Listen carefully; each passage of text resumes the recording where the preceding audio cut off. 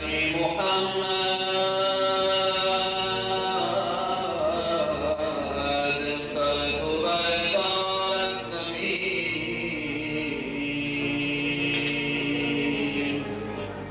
آیا زنان رو و دختران رو زنده به گور نمی کردن؟ آیا زنان از کمترین و اولیه ترین حقوق خودشان محروم نبودند؟ ارث برای زن معنایی نداشت. نور چشم نبی سلام و درود، سیده فاطمه طیبه طاهره در علی ابا سلام و درود. یا دشمن یهود و نصارا هست؟ من نیستم دشمن یهود و نصارا. قرآن، پیامبر، خدا دشمن یهود و نصارا.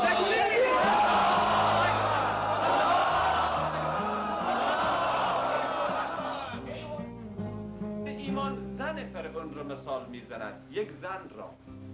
نهایی هستن که تو جشن تولد میچکنن، نه رنگ داره نه طعم داره نه بو داره، تو لیوان شربت میخوره بیهوش میشه، وقتی به هوش میاد دوباره بیهوش ابدی میشود، هیچی براش نمونده.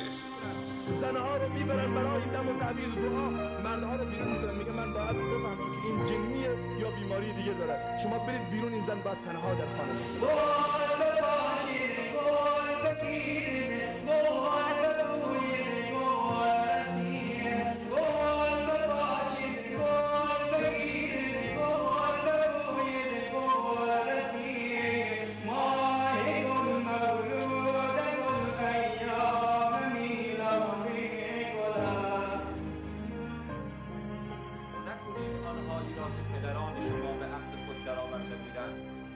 بسیار گناهی بزرگ است و مقت است.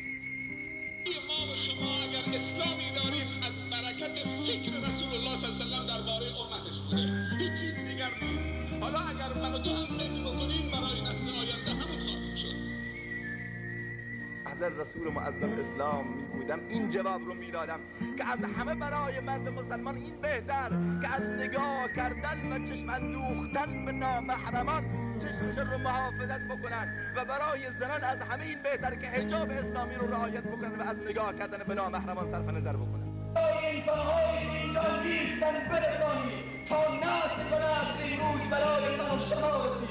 فرمودن‌های انسان‌ها تا زمانی که زنده هستی و نفس در رمق دارید با یهود و نصارا دوستی نکنید.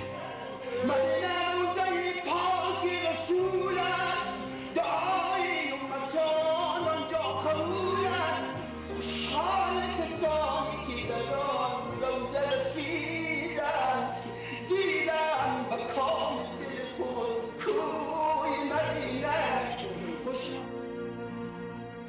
لباس گشاد یک دختر مسلمان به تنش بکنه و یا نقاب بر چهره بزنه، همه میگن دختر فلانی ملا شده، همه به باد تمسخر میگیرن. ولی تمدن، فرهنگ، پیشرفت در اینه که انسان مسلمان، زن مسلمان خودش لخت و برهنه بکنه.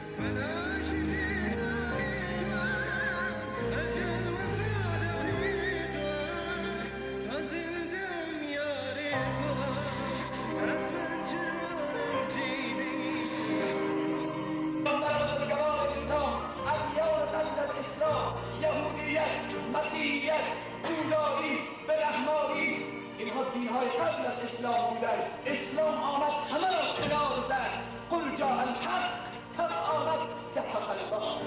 اگر اهل قریه، روستایی، شهری دو تا صفت داشته باشن، به من ایمان بیاورن و تقوای منو پیشه بکنن، من درهای برکت‌های آسمان و زمین را بر اونها باز میکنم.